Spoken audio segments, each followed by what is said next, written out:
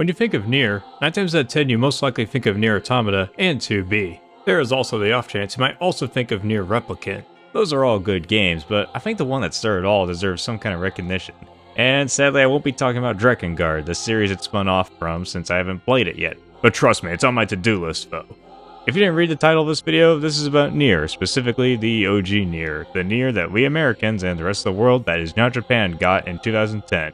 Nier Gestalt, which has been one of my obsessions in the past few years or so. Sadly, it doesn't get a lot of attention these days, let alone praise to the high heavens and back just like the others.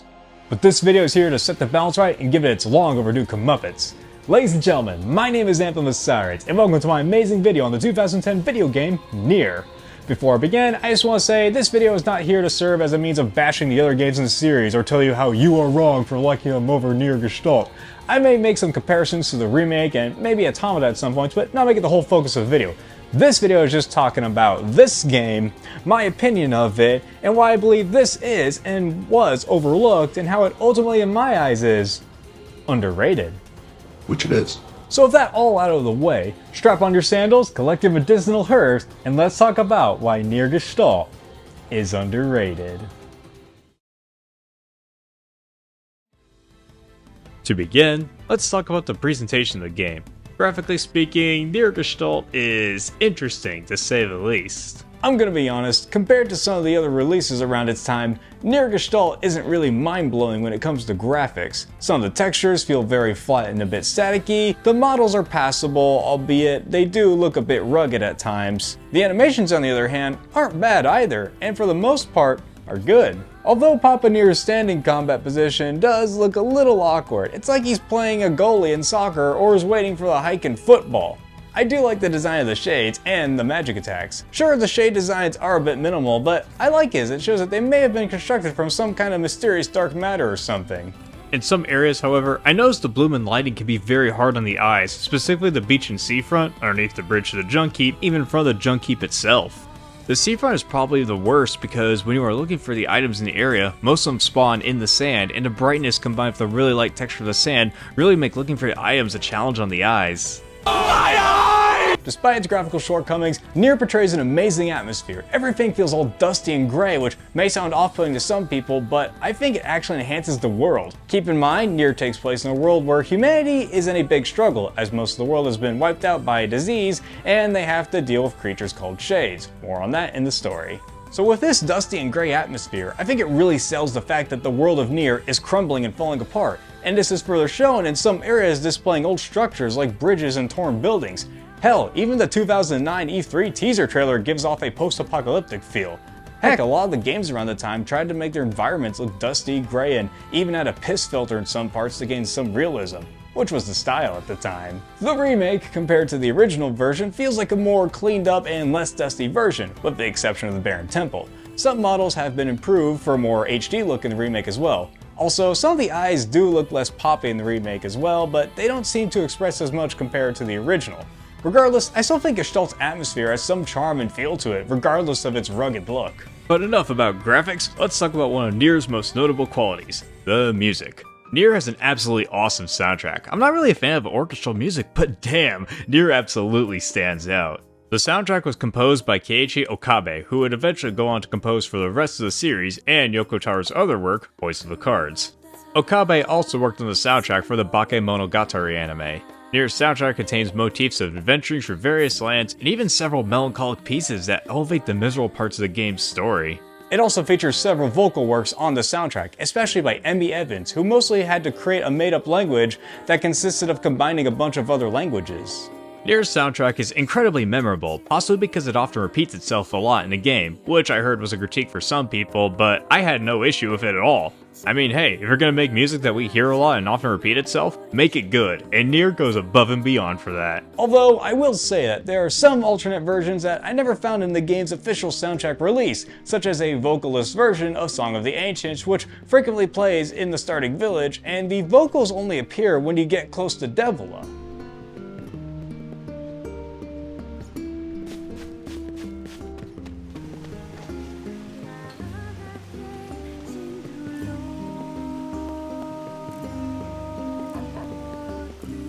Another alternate track is the vocals-only version of The Incomplete Stone, which is the music that plays in The Lost Shrine. This version of the song featured on the official soundtrack is the version with instrumentals in the background that only shows up when you are fighting shades. It's odd because most of the time when you are in the Lost Shrine, and especially if you are just exploring, you only hear the vocals-only version. So here's a quick hot take. They downgraded the soundtrack in the Replicant remaster. What? For some reason, the songs in the remastered soundtrack don't pack that same oomph as the original soundtrack. I'm also not really a fan of the mixing they did for the remaster either. Everything sounds like it's slightly altered, and something about it being too squeaky clean makes it feel like you hear things that you weren't supposed to hear. It just feels so off. Going back to the original game, the DLC, The World of the Recycled Vessel, has its own remix of the soundtrack, this time making it sound more like a techno-style pop song or a dubstep song or something. I mean, it sounds like it should be played at a club or something. Personally, I didn't really like this, and you just cannot beat the original soundtrack. Other than that, Nier's music perfectly captures the feel of every environment and location you visit and absolutely elevates the crucial moments in the story. I could go on about Nier's presentation, but this is a game after all, so let's discuss the gameplay.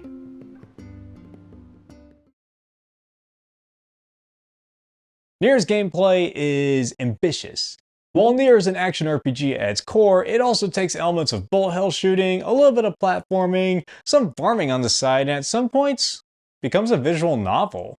The main core of the game is you walking around, killing shades, and collecting items. The combat of the game is rather simplistic. You just hit the shades with the attack button until they die. However, you also get a secondary attack depending on the type of weapon you hold. Each weapon type is pretty self-explanatory. One-handed swords attack fast but do less damage, and a secondary attack is a small dash attack that doesn't do much damage and only breaks a shade's guard. Big swords attack slowly but do more damage and are great when it comes to dealing with crowds of enemies. And its secondary attack? Spin the wind!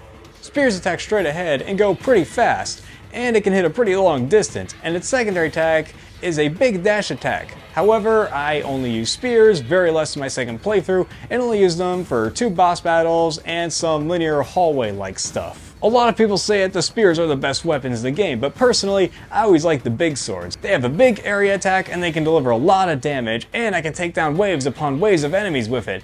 Not to say I dismiss any of the other weapons in the game, I use spears every now and then for tight areas, but the big sword is just straight up fun to use, even if it does attack slow sometimes. You can also hold down the attack button to deliver a more powerful elemental attack to kill your enemies faster and do bigger damage. I never really was a fan of the elemental attacks since they take too long to charge and enemies can cancel you out of it. You can also finish knockdown shades by stabbing your sword straight into the ground to finish them. This is fine, but they have it set up by default by making you press guard and primary attack at once, and this can get really confusing when fighting enemies as you won't mean to pull a finisher, but it does so anyways. I changed mine to guard plus secondary attack and had a much easier time with the combat, and I even managed to pull off some cool stuff despite its limited combat. Nier isn't just equipped with weapons, he can also use magic courtesy of Grimoire Vice. Vice comes with several attacks, many of which you unlock as you progress through the story. The main attack you'll most likely use with Vice is the Dark Blast, which is basically just shooting magic bullets. His other attacks have a lot of variety in them. Dark Phantasm, Dark Whirlwind, and Dark Execution are area attacks that can be used to deal with swarms of enemies surrounding you. Dark Hand is a heavy hitting attack that theoretically can be used as an area attack, but I never got much area hits from this spell. Dark Wall protects you from ranged projectiles, but Dark Gluttony absorbs those projectiles and fires them back at the enemy. Dark Lance is basically just a missile made of magic. The magic attacks are really great and keep the game from being repetitive, although enemies can cancel you out of a charging magic attack, but other than that, it's a really neat system. Heck, there are several moments in the game that encourage you to use the magic system to fight, making it feel like a shoot 'em up, especially if they decide to change the camera angle on you. Enemies also have magic attacks, and for some reason, they do more damage to Nier than physical attacks. Unfortunately, your magic does not really help with your combo. Oh yeah, this game has a combo system, which determines how much hits you consecutively land on enemies. Nier can also command his companions to fight with him in specific ways, whether you want them to protect themselves, attack the enemy more aggressively, or use magic attacks. This feature is alright, and I've only really used Emil's magic commands for the cart ride within the Junk Heap. However, despite my praises earlier, I will admit the combat isn't really that dynamic or silky smooth. It is a bit janky and a little stiff at times. You can't really use spells while doing regular attacks, and the movement is overall just kinda stiff. Automata and the Replicant remake do fix this issue of smoother movement and the ability to use and charge magic quicker, and with Automata, you can wield multiple weapons to perform great combos. So what you're saying is the gameplay is ass and I should just play the remake and Automata instead? I didn't say that. You're just putting words in my mouth. Well, you're creating straw men that hopefully do not exist. Touche. And besides, I only bought this up so I can showcase how the combat has been improved upon and expanded. Jerk. Terrible skit aside, Nier's gameplay is a bit janky, but not terrible as everyone makes it out to be. However, compared to other action games on the market around the time, it definitely wasn't the strongest. It's not terrible, but it's not spectacular, but it's still fun. Fun fact, did you know the combat and action elements of the game were inspired by the God of War series? Nier can also upgrade his weapons and magic, and even his dodging and blocking abilities. As you kill more shades, you will unlock words which are attributes to your weapons and magic. These attributes can give you many advantages and abilities, such as the ability to take off armor faster, the ability to have more items drop from enemies, along with draining health and magic from enemies. You can also make enemies paralyzed, poisoned, confused, or straight up weaken them. I didn't get a lot of footage for debuff stats, but here's what they look like according to the manual. Yeah, remember when games came with manuals? Me too. Words aren't the only upgrades you can use to level up your weapons. You can also visit the Two Brothers weaponry to upgrade your weapons. As you upgrade them, they change in appearance from raggedy looking worn out weapons to more stylish and new weapons. Something I missed on my first playthrough. To upgrade your weapons, you gotta collect a bunch of materials scattered throughout the small open world of the game. They will appear in random parts of the map by a wall or an edge of an area indicated by glowing dots. You don't actually see what the item is until you pick it up. And yes, this also carried on over to Nier Automata. These items can range from healing items to crafting materials. Shades also drop items, but instead of being white glowing dots, they are glowing orbs that are either green or yellow, green being a common item and yellow being a rare item. This is neat and all, but sometimes finding a rare item to upgrade your weapon can really be a pain, especially if you're going to try and go for that achievement to upgrade all your weapons to max level, or are playing on the highest difficulty all the way through, and you need to upgrade your weapons to make fighting the enemies easier. And it can turn into an absolute chore and really wear your patience down, especially with rare items since you have to enter and re-enter an area over and over and over and over and over and over and over and over and over.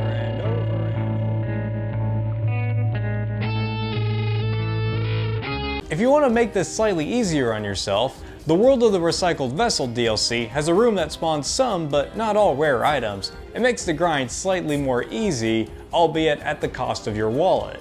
Let's talk about other gameplay features as well, starting with the farming and fishing portions. Yes, Nier is not just an action RPG, but a cozy game as well, meaning you better prepare frequent trips to your favorite farming supply store. The farming in Nier is basic as they come. You buy seeds, plant them, wait for them to grow, and do whatever you please with them. You can also fertilize your soil to make the plants grow faster, have more value, or drop more seeds when withered. You can also crossbreed flowers and plants to make new plants that some vendors do not sell. This is also used to get the legendary farmer achievement, but unless you're able to rig your system's internal clock, this will take forever. We also have fishing. To describe that, I think it'd be best to compare it to Nier Automata's fishing. Okay, here I am fishing in Nier Automata. Just waiting on a bite. We're getting tug. Okay, we used to have a tug. And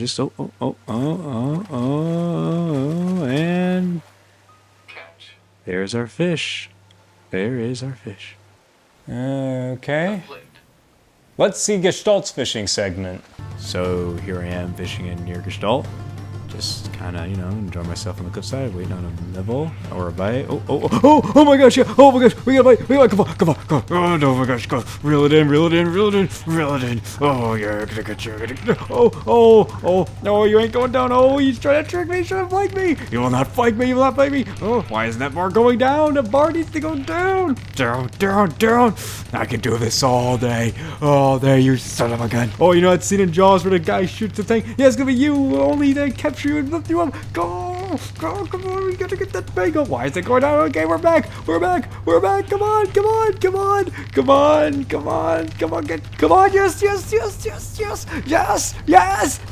let's go, come on, and we reeled it, come on, just a little bit further, look at that sucker, replay that in slow motion, baby.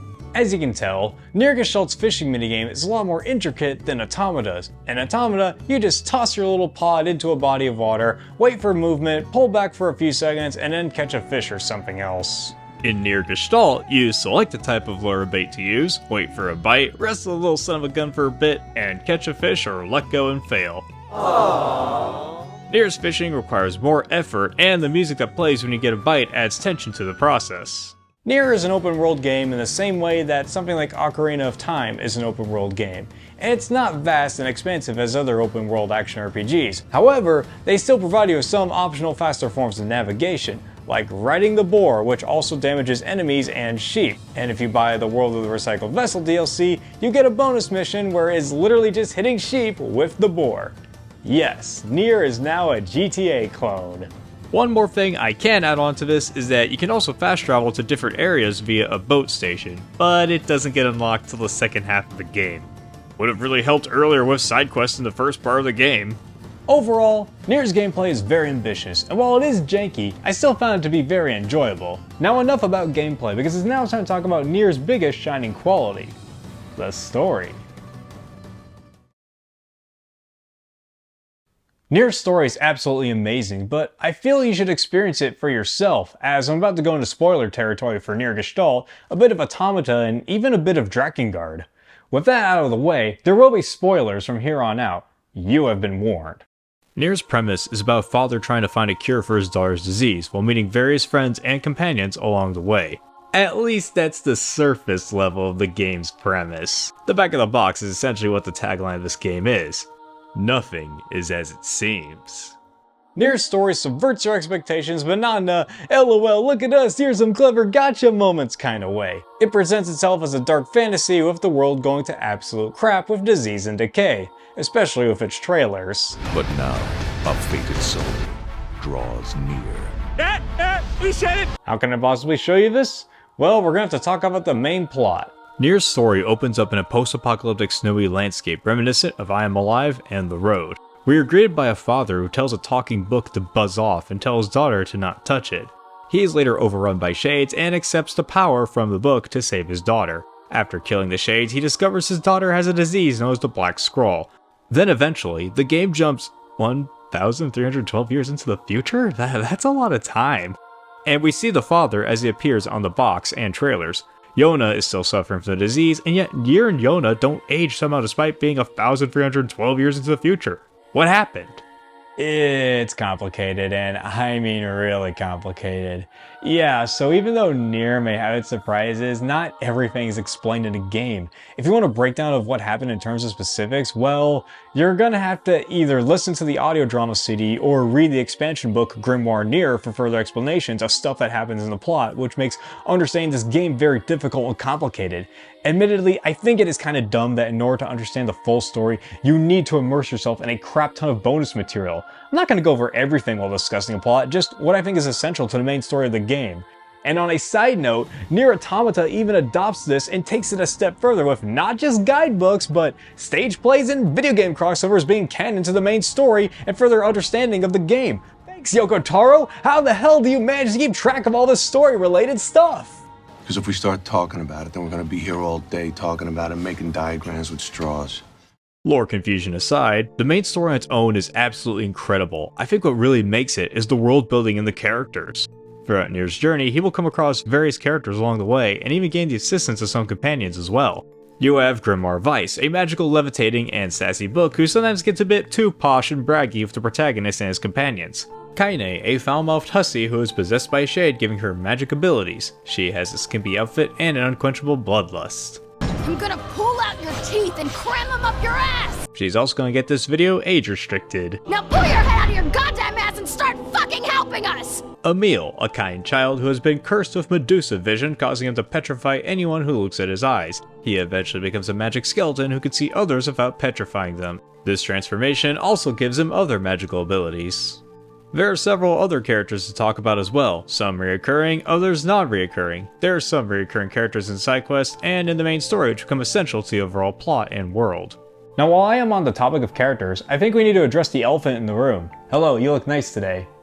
Okay, now to point out the blatantly obvious, water is wet and we see it with our eyes. Okay, enough screwing around. The main protagonist is absolutely different in Gestalt than Replicant.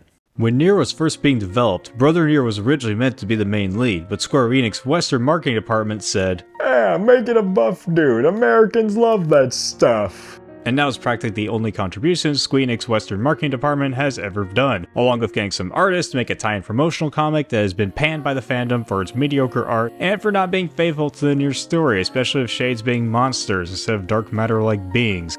I do not know if this comic is canon due to the backlash obscurity of it, but that is for Yokotaro to decide.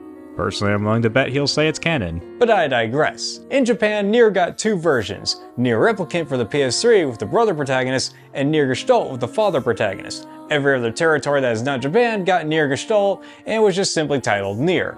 Admittedly, the game was definitely made with the brother in mind, as shown by some dialogue choices. You and I are friends now. What's that thing? His name is a scorpion. You taught me something, Kaine. You taught me that a man must be strong to protect those he loves. My friend.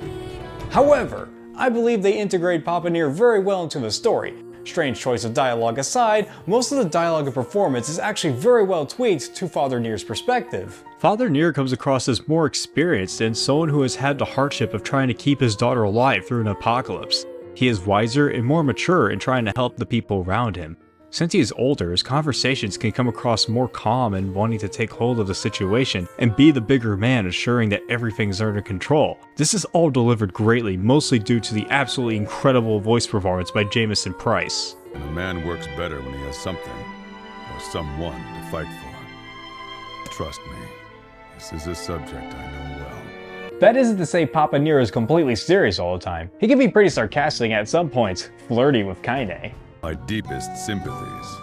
I'm just kidding. You'll love married life. Whatever gets you through the day. Great. Why does every book I meet have a bad attitude? Am I bugging you, Kaine? Don't be so nervous, Kaine. We'll protect you. Looks like you've learned how to swing that thing. So glad you noticed.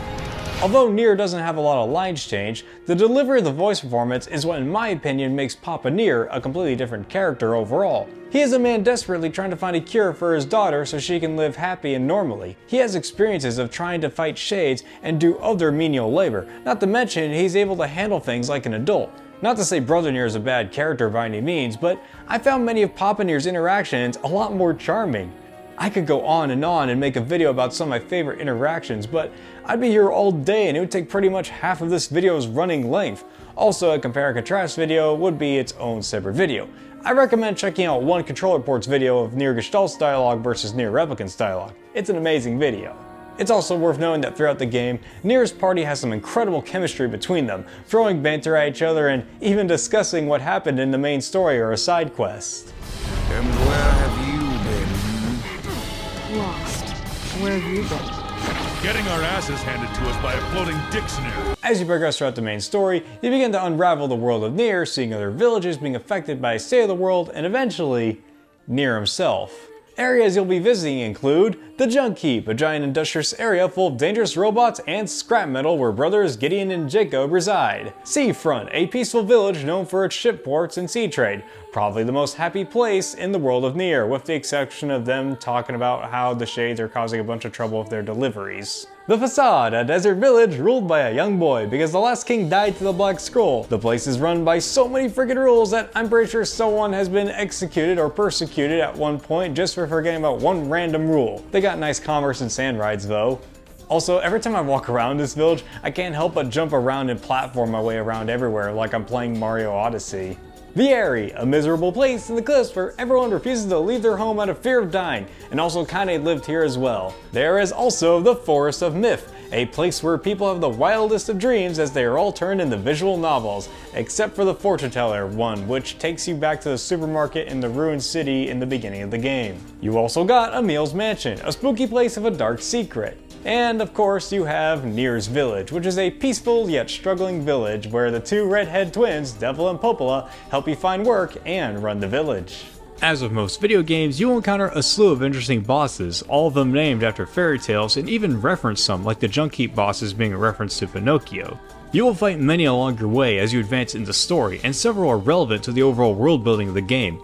As for fighting them, the bosses kinda have the same strategy to fight them, just hit them over and over with a magic or physical attack, and then finish them off with a really cool magic finisher. There wasn't one that really stood out to me, except this boss. This is just a floating missile blocks from Drakengard 1.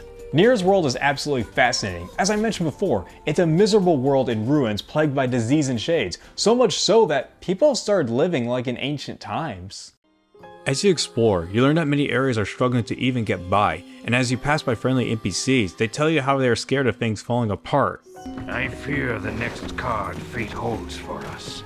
Even the side quests have their own stories as well, like how one child thought he could befriend a shade, but since shades are dangerous, we had to kill it, or the old man who wanted his missing dog, but when we find out the dog is dead, we go to deliver the news, but when we get there, the old man died as well.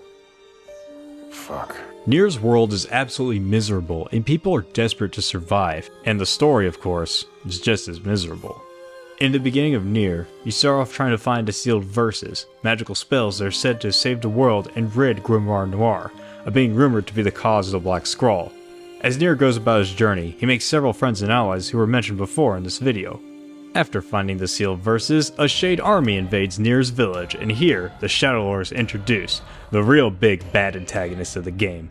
In Replicant, he looks more similar to the brother protagonist, but in Gestalt, he looks more like the father. It is also revealed that Grimoire Noir is an evil Weiss clone and is the right-hand man of the Shadow Lord. At first glance, however, he just seems like a generic humanoid of his own evil Weiss, and for many first-time players, this raises many questions. You will understand in time. Personally, I feel like what makes a Grim world interesting is that you as a viewer, or in this case player, want to find some sort of hope and light in this grim dark world. Luckily, part 2 kicks off with that. Flash forward 5 years into the future, and Nier has an eye patch and can wield bigger swords. Yona has been kidnapped, and Kaine has been petrified to contain a strong shade. Admittedly, this time skip was made with the brother protagonist in mind, as we see him grow older and Replicant. For Papa Nier, he just gets an eye patch implying he hurt himself carelessly for 5 years. It is neat, but a part of me thinks that the time skip would have been better had Papa Nier probably grow some kind of facial hair and have his hair be a little longer and maybe have more visible battle scars, but that's just me. Nier receives a letter from Emil, and you learn that underneath Emil's mansion is a laboratory where through random documents, you find out it was a testing ground where scientists conducted experiments on people, especially children, to turn them into weapons. Two of the subjects were Emil and his sister. The game becomes a top-down hack and slash similar to Diablo, and much like nearly every part of the game, there are shades everywhere. Later on, we see that Emil's sister has been transformed into this skeletal monster with the ability of magic, and while you fight it, you learn that magic can only damage it as well. After defeating Emil's sister, Emil himself is transformed into a skeleton-like figure. Despite Emil hating his appearance, Papa Nier assures him that he'll always be there for him, and this leads into one of my favorite scenes from the game. You look just like I thought you would.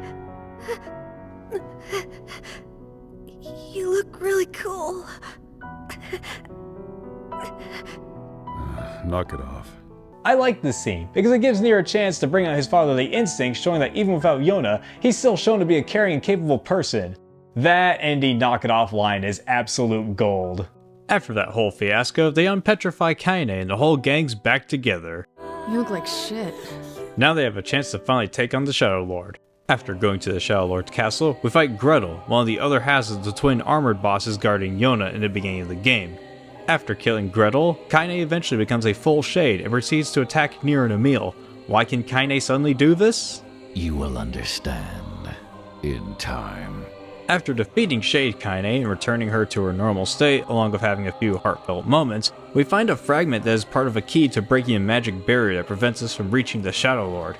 How do you get the rest of the fragments? Kill more bosses. Damn straight. So the shade killing journey begins. You are given a list of objectives that still lead you to the main story, and you can do them in any order you want. But personally, I would go with having either the Junkheap quest or the Facade quest be your last one. Not just because you have a wait time in the Junkheap quest, and the Facade is the furthest away from everything, but also I think those parts have some really big emotional impact in the story, and thematically, the Airy boss provides a bigger emphasis on foreshadowing to what lies ahead in Papa Nier's journey. I should note that throughout the story, Papa Nier's bloodlust actually grows increasingly more vengeful and furious, showing how satisfied he feels when slaughtering the Shades.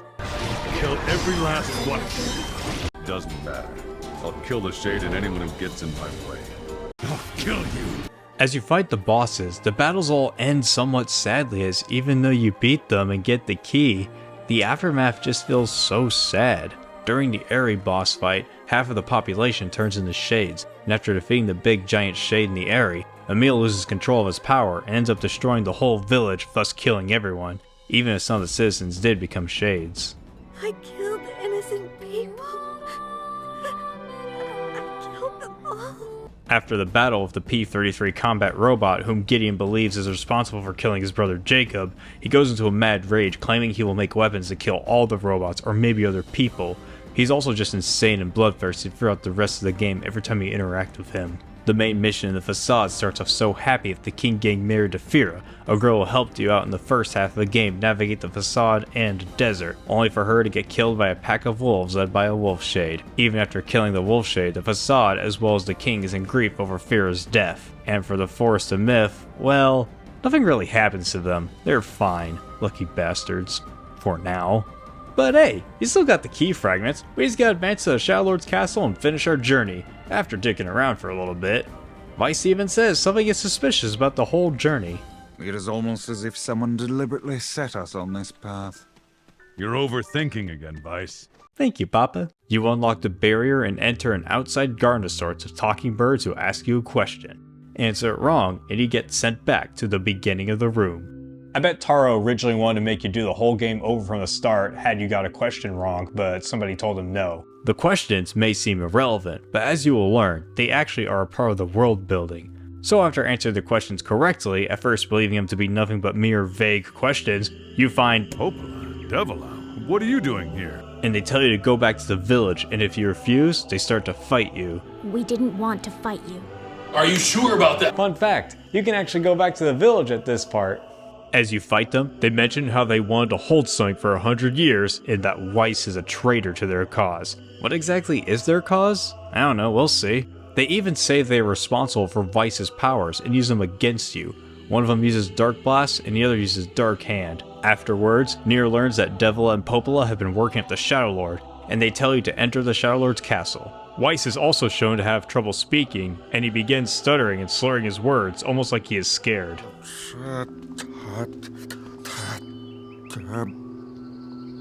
You alright there? We eventually enter a ballroom and fight a bunch of shades that were once human, similar to what happened in the Airy.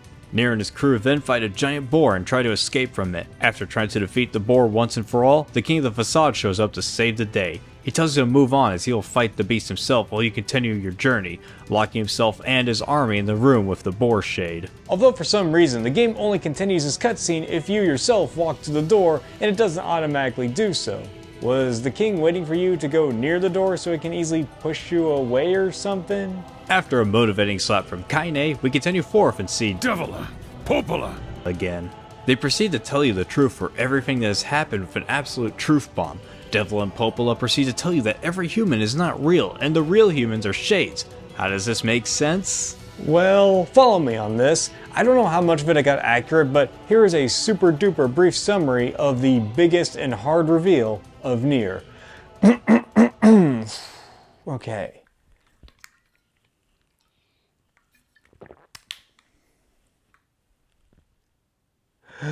Nier takes place after the joke ending in Drakengard 1, where Kaim, the main protagonist of Drakengard 1, and his dragon fight the main big bad Queen Beast in modern-day Tokyo. The Queen Beast dies, and Kaim gets shot down with missiles. However, the Queen spreads around a magic particle known as Maso. Not only did this give humans the ability to work with magic, but also cause a disaster to start spreading known as the White Chlorination Syndrome. Due to how fatal the disease is, Project Gestalt was initiated. The project would involve separating the souls of humans, now called Gestalt, and be placed in genetically modified artificial bodies, known as Replicant, which were immune to White Chlorination Syndrome. However, there was an error in many of the Gestalt's genetic coding, causing them to relapse and be hostile towards their replicant counterparts. Alongside the replicants get the Black Scrawl, which happens when their Gestalt counterparts relapse. As if that wasn't enough, the replicant bodies begin to develop a consciousness on their own as well without having a soul or gestalt. Grimoire Weiss and Grimoire Noir were created to fuse the replicant bodies and the gestalts together, but the plan fell through somehow, and Weiss for some reason forgot everything. Nier, on the other hand, is revealed to be the original gestalt, meaning he can still retain consciousness while being separated from his body and not relapse. However, after Yona's gestalt relapses, he goes back to a lab and have him work on relapsing Yona's gestalt, while replicant Nier and Yona live out in a village for 1,000 years.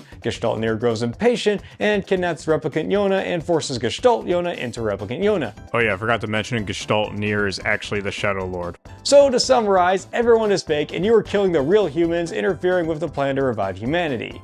Yes, this will all be on the test. After that previously mentioned Truth Bomb, you fight Devila and Popola, although you fight Devila first and then Popola second. After Devila dies, Popola decides to self-destruct and take Nier and company with her, but Emil flies us out of here via magic. However, Emil is caught by Popola and only lets Nier and Kaine get away. Emil gets absorbed into the self-destructing subspace emissary-like explosion and reminisces about his time spent with Nier, Weiss, and Kaine, wishing he could see everyone again, and the explosion happens and Emil dies. Well, actually, Shut up, we'll get to that. After Nier and Kaine get away, Nier is in a slump and Kaine proceeds to take her anger out on Nier, blaming him for the death of Emil or possibly all of humanity after learning about that truth bomb. She stops beating up Nier and tells him to follow along and finish the job. Still in an emotional slump, Nier reluctantly continues forth. Having seen this scene again, it makes me wonder if Nier is not only sad about the death of Emil, but also questioning whether or not his journey to save Yona is worth it, considering what he just learned from the twins. We reach the Shadow Lord's chamber with Yona lying comatose. You face Grimoire Noir and then the Shadow Lord himself with Kaine at your side. However, during the battle, Weiss begins stuttering for some reason. Naturally, I'm as sweet as a fit. In the middle of the fight, Yona wakes up and Nier, expecting her to come to him, ends up going to the Shadow Lord? She calls the Shadow Lord her father, saying she wants all the fighting to end. It's revealed that Yona's Gestalt has been successfully reunited with Yona's Replicant, but since Replicant Yona has developed a consciousness all of her own, she cries out wanting to see her dad again. Gestalt Yona decides she doesn't want to live possessing a girl, so she goes up to a window, unpossesses Yona, and dies in the sun, leaving Replicant Yona comatose. The Shadow Lord understandably gets pissed and is full of rage. You know, I'm sure Father Nier would understand the loss of a daughter and that Gestalt Yona is just trying to do the right thing. You want me to understand your sadness? You think I'm gonna sympathize with you? I swore to protect my daughter and my friends. If someone puts them in danger, they must stand aside or be cut down! Never mind then. During the battle, Weiss begins to feel weak as his power has been drained throughout the game. That's a little weird, but okay. He then gives his final farewell to Nier and uses his remaining power to hold down the Shadow Lord so Nier can defeat the Shadow Lord and finish his journey once and for all. After one more phase of the Shadow Lord, we finally defeat him and Yona is still comatose. However, Weiss uses what little remaining power he had left, telling Nier to call her back by mentioning his name, meaning you have to type in the name you gave old Papa Nier. Afterwards, Yona wakes up and the two are happily reunited. Kaine walks away to take care of her own shit, and thus Nier ends with a bittersweet ending. Or does it? If you start the game again on your previous save file, you start to see Nier in a whole new light. It first starts off with a dream sequence, however this sequence is actually a flashback to Kaine's childhood. We learn that Kaine is intersex, and because of this she was bullied for her body. We learned Kaine lived with her grandma most of her life, and even picks up her swearing habit from her. Later on, the Lizard Shade who we fought in the first half of the game kills grandma, destroys their house, and nearly kills Kaine. She then gets possessed by a shade named Tyran, who now occupies half of her body that is covered up, thus making her a much bigger outcast.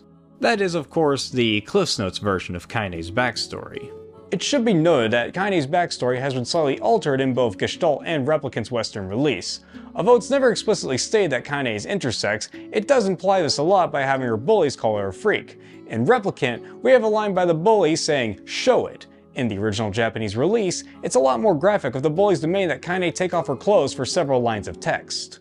We not only learn about Kaine's backstory, but we actually see the boss's dialogue and see what they are thinking. Yeah, remember that twist at the end that said you were killing the real humans? Well, the game really wants to make damn sure you got the message and feel bad about it. And this even happens with the Shadow Lord as well. It starts with Gretel grieving over the death of Hansel and finding comfort within the shades. During Gretel's fight, it tries to plead with us to stop fighting, but we don't listen. The giant spear orb shade in the area was just trying to protect the villagers living in harmony with the shades. The wolf shade was just trying to live its life with its herd and attacks the king out of revenge for killing his wolf buddies, and this in turn causes the king to kill the wolf for killing his now wife Fira.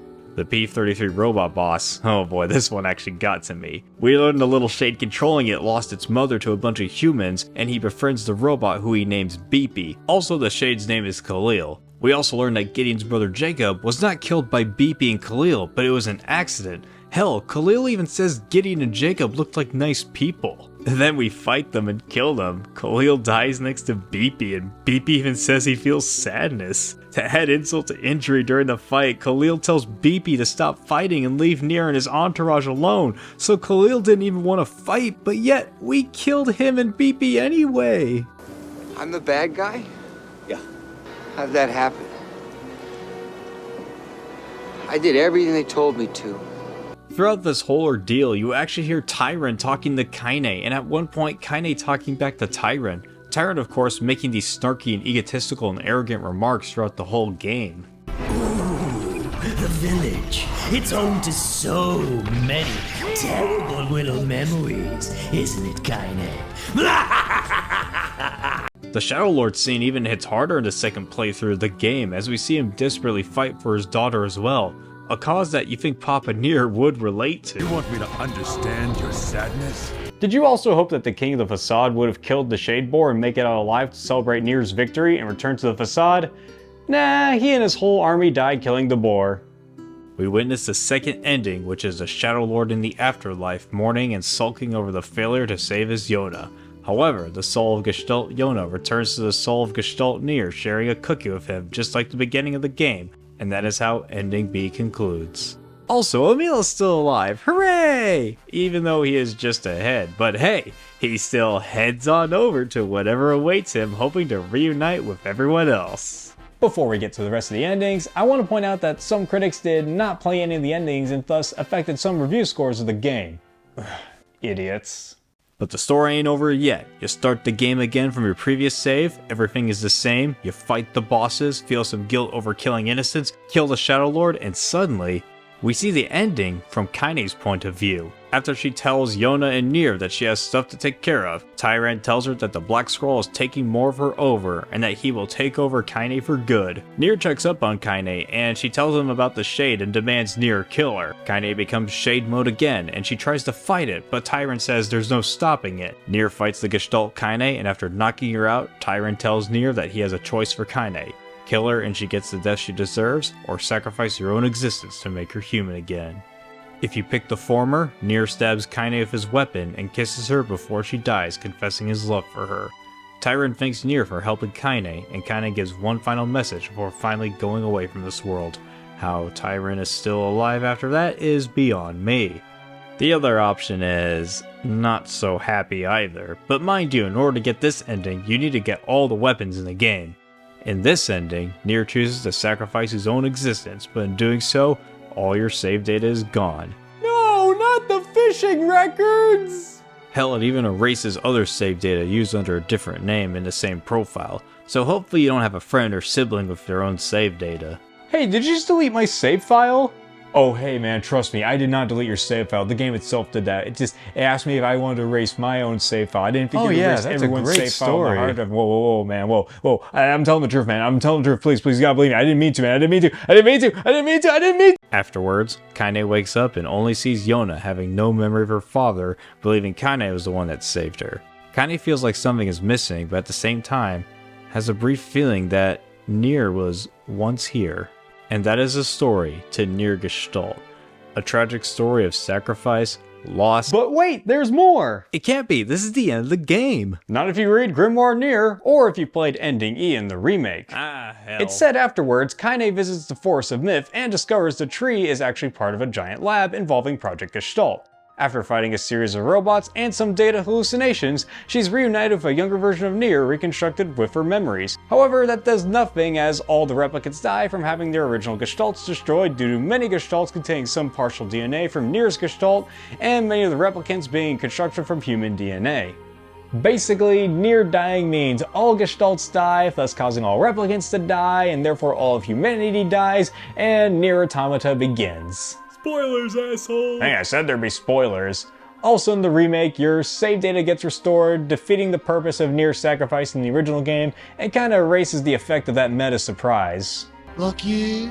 Also, there is a debate whether or not the Lost World even applies to Papa Nier's story, but Yoko Taro has said that Ending D is the canon ending along with Ending E, so if both the brother and the father characters are subjected to the same fate, Ending E happens and then Nier Automata happens, or Ending E does not happen in Papa Nier's timeline and Nier Automata just happens anyway. Also, Yoko Taro has gone on record to say both Papa Nier and Brother Nier are canon. I'd also argue that both in a way are canon and lead up to Nier Automata. How, you may ask? Drakengard 3 branch logic, which are just split timelines in the same universe. It sounds like an alternate universe kind of deal, but it somewhat isn't, and this is just a whole separate can of worms for another day. I guess on a quick side note, the World of the Recycled Vessel DLC showcases the origin of white chlorination syndrome via text, along with some foreshadowing of the plot of the replicants being the fake humans. That's kinda neat. So yeah, that was Nier Gestalt's story. It can be very weird, complex when you try to examine the small details. Hell, I haven't even touched on how replicants supposedly reproduce amongst the fiasco that ensued during the white chlorination syndrome epidemic. But at face value on its own, Nier Gestalt's story is a tragic story of love, loss, and sacrifice. A story that may seem like your average dark fantasy story on the surface, but becomes more complex as you continue playing.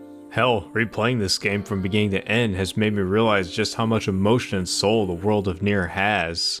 I even remember getting Ending D for the first time and just watching as those credits roll, feeling emotionally empty inside.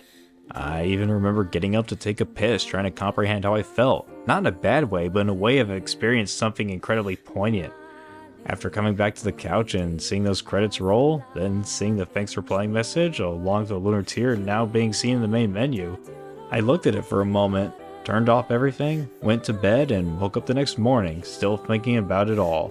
How much are you willing to sacrifice to save the ones you love?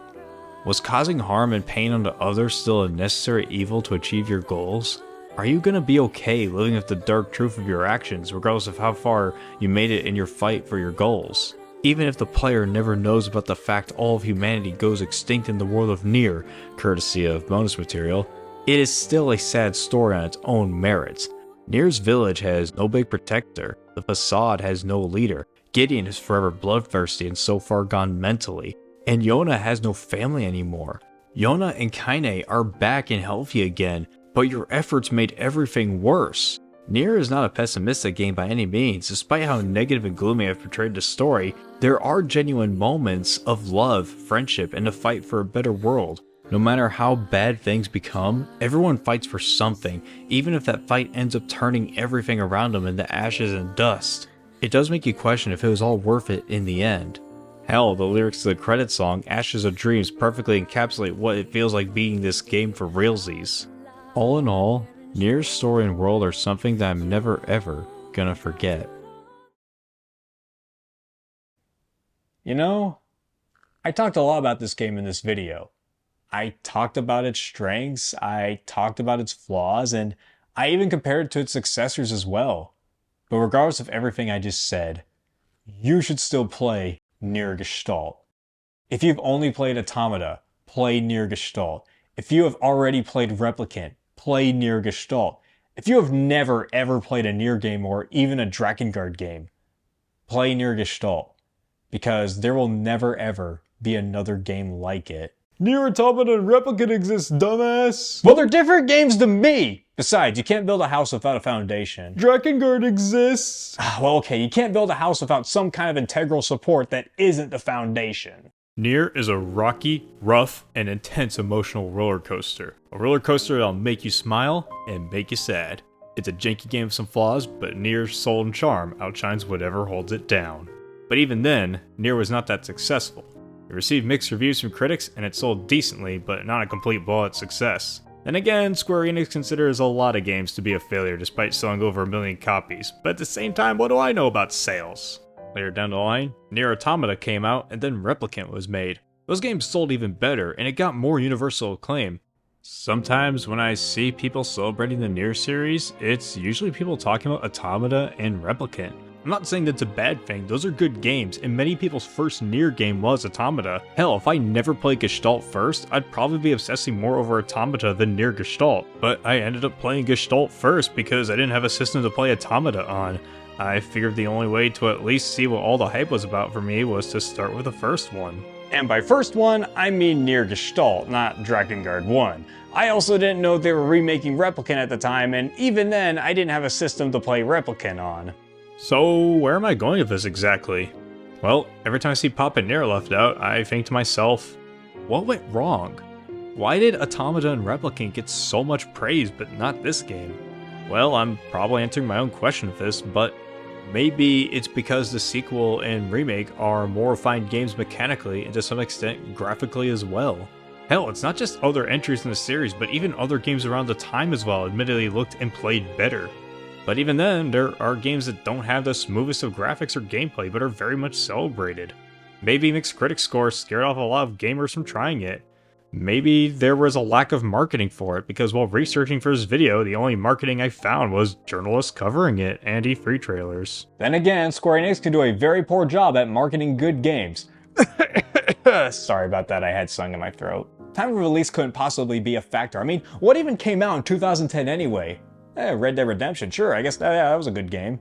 And Call of Duty Black Ops 1, that was pretty popular in middle school, and there was also Alan Wake, Fallout New Vegas, Heavy Rain, Dante's Inferno, Bayonetta 1, Xenoblade Chronicles 1, Epic Mickey, Amnesia: The Dark Descent, Mass Effect 2, Mafia 2, Battlefield Bad Company 2, Super Mario Galaxy 2, StarCraft 2, Just Cause 2, Just Dance 2, Bioshock 2, Lost Planet 2, Star Wars: The Force Unleashed 2, No More Heroes 2, DJ Hero 2, God of War 3, Metro 2033, Rock Band 3, Skate 3, Toy Story 3, Yakuza 3, Fable 3, Street Fighter 4, Lego Harry Potter Years 1 through 4, which came out with a free copy of the first Harry Potter movie on DVD, Civilization 5, Halo Reach, Assassin's Creed Brotherhood, and I even touched on the rise of the indie games like Super Meat Boy, Limbo, and VVVVVV. 2010 was freaking stacked! Did this game even have a chance? In all seriousness, it'll do me no good to act all high and mighty and morally superior for liking this game very much over the others. I mean, hell, I didn't play this game day one. I didn't even know it existed back then when it first came out. Truth be told, my first exposure to Nier was the zero punctuation review of Nier Gestalt.